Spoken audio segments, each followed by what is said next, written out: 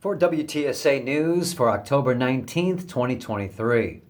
A Brattleboro man has been jailed on charges related to a pre-dawn home invasion at an Elliott Street residence on Tuesday.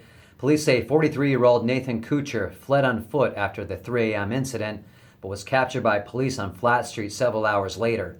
While an officer was attempting to take Kuchar into custody, he resisted arrest and assaulted the officer numerous times, causing minor injuries to the officer. The officer was able to gain control of Kuchar before the other police units arrived. Kuchar was transported to the Brattleboro Memorial Hospital for minor injuries he sustained while resisting arrest.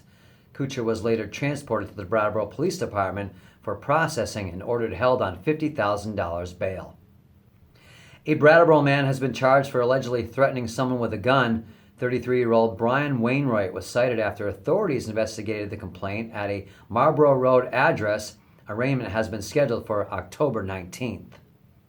New Hampshire Senator Jeanne Shaheen is urging the U.S. Senate to confirm Jack Lew to be ambassador to Israel. Shaheen questioned Lew in a Senate Foreign Relations Committee hearing, saying the United States and Israel urgently need an American ambassador in place to support Israel's right to defend itself from all terrorist attacks. The New Hampshire senator is a senior member of the committee.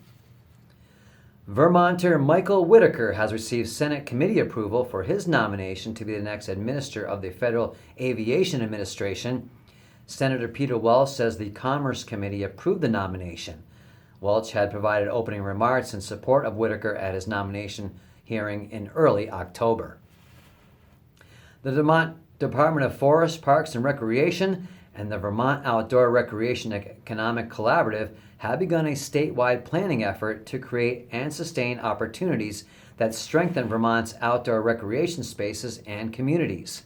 The initiative will include multiple stakeholder surveys, focus groups, and workshops with a technical advisory committee and the statewide steering committee.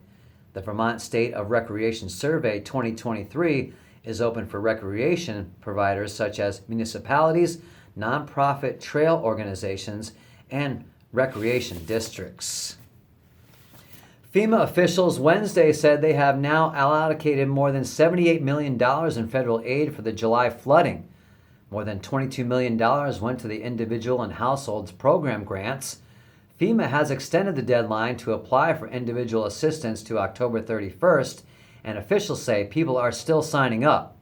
A total of 6,165 Vermonters have submitted applications. The SBA has also approved more than $23.9 million in 501 long-term disaster loans. Police have identified the victim in a fatal shooting in Wheelock. Vermont State Police say Gunnar Watson, 27, was found dead in his home on Route 16 Monday at about 6:30 a.m. Investigators say Watson died from a gunshot wound to the torso, and they're calling it a homicide. No suspects are in custody. The Wheelock case is one of the 2 shooting deaths state police are currently investigating in the Northeast Kingdom. The other homicide was in Newport Town on Saturday night. Police identified the victim in that case as Wilmer Rodriguez, 27, of Hartford, Connecticut. Investigators said Monday they do not believe the 2 cases are related. And after a troubling trend in the wrong direction, opioid overdose deaths in New Hampshire's 2 largest cities are dropping.